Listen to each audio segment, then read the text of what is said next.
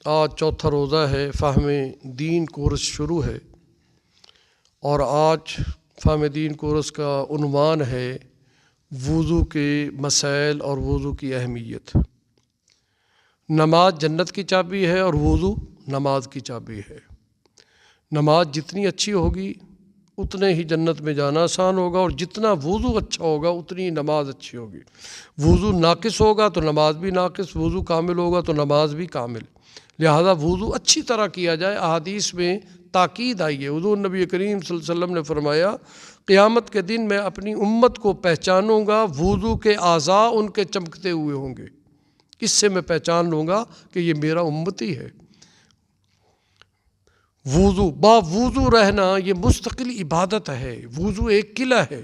جو چاہتے ہیں نا کہ جادو ٹونے کا ہم پہ اثر نہ ہو، جنات کا سایہ نہ ہو، وہ با وضو رہا کرے۔ یہ تجربے کی بات، طے شدہ بات ہے کہ کبھی بھی ان پہ جادو کا اثر نہیں ہوگا، کیونکہ وضو بذات خود ایک قلعہ ہے، اور مومن وضو کے قلعہ میں آ جاتا ہے، تمام شرور و فتن سے بچ جاتا ہے۔ اس لیے با وضو رہنا۔ اور وضو میں مسواک حضور نبی کریم صلی اللہ علیہ وسلم کی مستقل سنت ہے۔ جب بھی وضو کرے مسواک ہو، مومن کے پاس مسواک ہونی چاہیے، مسواک کریں۔ جس وضو پہ مسواک کی جائے گی نا، نماز پڑھیں گے 70 گنا نماز کا ثواب ملے گا۔ اس لیے اس کا بھی اہتمام۔ برش وغیرہ یہ مسواک میں ٹھیک ہے، وہ بھی کریں، جائز ہے، ناجائز نہیں ہے، لیکن سنت مسواک ہے، لکڑی کی مسواک، زیتون درخت کی مسواک، یا کوئی جنڈی کی مسواک، کیکر کی مسواک، جو بھی ہے۔ اس سے منہ کی بدبو زائل ہوتی ہے، دانت مضبوط ہوتے ہیں، اور سب سے بڑا فائدہ یہ مرتے وقت کلمہ نصیب ہوگا۔ اس لیے اس کا بھی اہتمام کیا ہے۔ وضو قبلہ کی طرح کوشش کریں منہ کر کے وضو کرنے کی، یہ مستحب عمل ہے۔ اونچی جگہ بیٹھ کر اور بسم اللہ پڑھ کر پھر ہاتھ، جو اعضاء 3 مرتبہ دھونے ہیں نا، وہ 3 مرتبہ ہی دھونے ہیں، چوتھی مرتبہ دھونے کی اجازت نہیں ہے، وہ پھر فضول خرچی اسراف میں آ جائے گا، کیونکہ آپ وضو کرنے بیٹھے ہیں۔ اور وضو میں اعضاء جو دھلنے ہیں ان کو اچھی طرح دھویا جائے۔ ایک بال کے برابر بھی بدن خشک رہا تو وضو نہیں ہوگا۔ اس لیے اپنی کونیوں کو بھی اچھی طرح دھویا جائے کہ یہ حضرات وضو کرتے ہیں اور یہاں خشک رہ جاتی ہے جگہ، یہاں پانی نہیں پہنچتا، یا پاؤں کی ایڑی تک پانی نہیں پہنچتا، وہ خشک رہ جاتی ہے، تو ایسے وضو نہیں ہوگا۔ وضو کے درمیان دعائیں بھی پڑھتے رہیں۔ آج کل وضو خانوں پر وضو کر رہے ہوتے ہیں نمازی، اور ساتھ باتیں کر رہے ہوتے ہیں، تو باتیں کرنا منع ہے۔ وضو ایک مستقل عبادت ہے، اس لیے خاموشی سے کریں، یا جو وضو میں دعائیں ہیں، اللہم اجعلنی من التوابین واجعلنی من المتطہرین، یہ مستقل دعا ہے۔ اے اللہ مجھے توبہ کرنے والوں میں سے بنا دے اور مجھے پاکیزہ لوگوں میں سے بنا دے۔ اور دوسری دعا ہے اللہم اغفر لی ذنبی ووسع لی فی داری وبارک لی فی رزقی، اے اللہ میرے گناہوں کو معاف فرما، میرے گھر کو کشادہ فرما، میرے رزق میں برکت عطا فرما۔ بہت پیاری دعا ہے، اور یہ دعا مانگا کریں ہم اپنی وضو میں، کم سے کم یہ دعائیں یاد کر لیں۔ اور وضو کرنے کے بعد جب کھڑے ہوں تو آسمان کی طرف دیکھیں، مسکرائیں، اور دوسرا کلمہ پڑھیں، کلمہ شہادت پڑھیں، جنت کے 8 دروازے کھل جائیں گے، حدیث پاک میں۔ اس کا اہتمام کریں، وضو اچھی طرح ادا کریں۔ وضو ایسے کریں کہ پوری سنتیں ادا ہوں، پورے سر کا مسح ہو۔ اور مسح کیسے کرنا ہے؟ یہ دیکھیں، ایسے کر کے، یعنی 3 انگلیاں ایسے جوڑیں، شہادت کی انگلی دور رکھیں، انگوٹھا دور رکھیں، اور ایسے کریں۔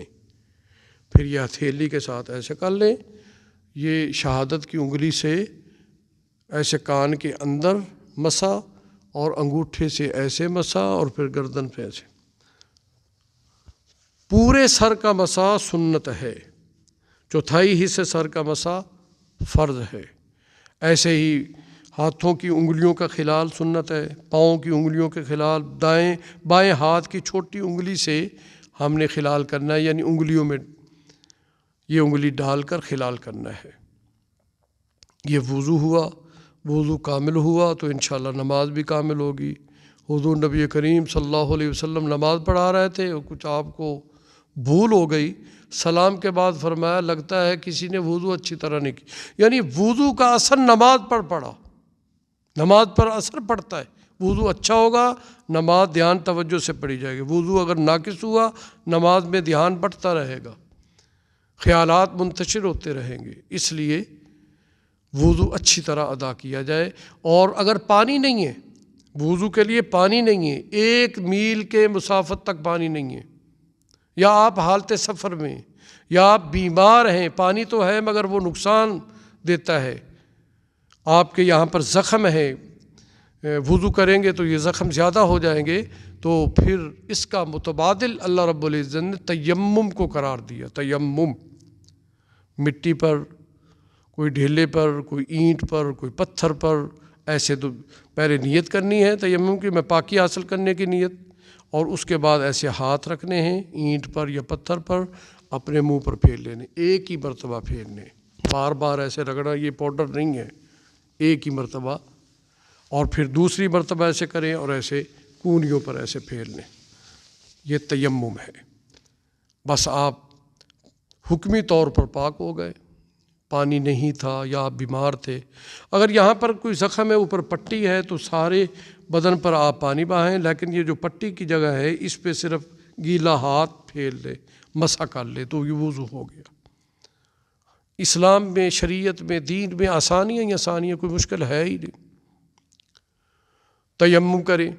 ایسے ہی نماز جنازہ تیار ہو چکی ہے، تکبیر ہونے والی ہے، آپ اگر وضو کریں گے تو جنازہ نکل جائے گا، تو پھر وضو نہ کریں، وہی کھڑے کھڑے آپ تیمم کریں اور نماز جنازہ کے ساتھ شامل ہو جائیں۔ کتنی آسان سی بات ہے۔ دعا ہے کہ اللہ تعالی ہمیں عمل کرنے کی توفیق عطا فرمائے۔